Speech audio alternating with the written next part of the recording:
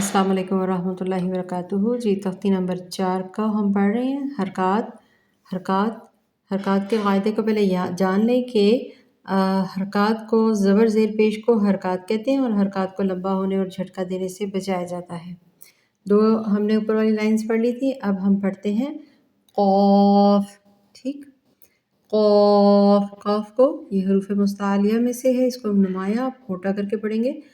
قاف زبر قا، قاف زیر قی، قاف پیش قو، قا قی قو۔ زیر آنے کے باوجود بھی اس کو باریک کا کی کو نہیں کریں گے۔ قا قی قو، قا قی قو۔ یہ جو ہے قاف، اس کو نارمل پڑھیں گے، ٹھیک ہے۔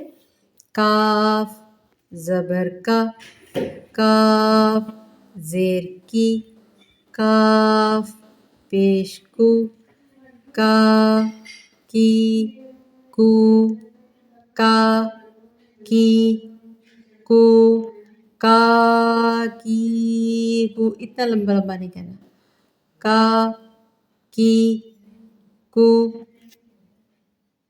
اسی طریقے سے جیم زبر جا، جیم زبر جا، جیم زیر جی، جیم زیر جی، جیم پیش جو، جیم پیش جو، جا جی جو، جا جی جو۔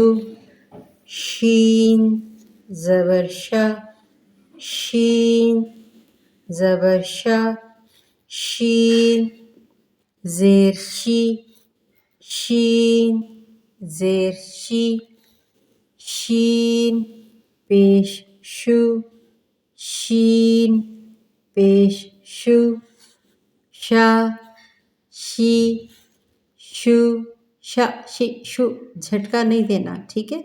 حرکات کو نارمل پڑھنا ہے، زبر زیر پیش کو حرکات کہتے ہیں، حرکات کو لمبا ہونے اور جھٹکا دینے سے بچایا جاتا ہے۔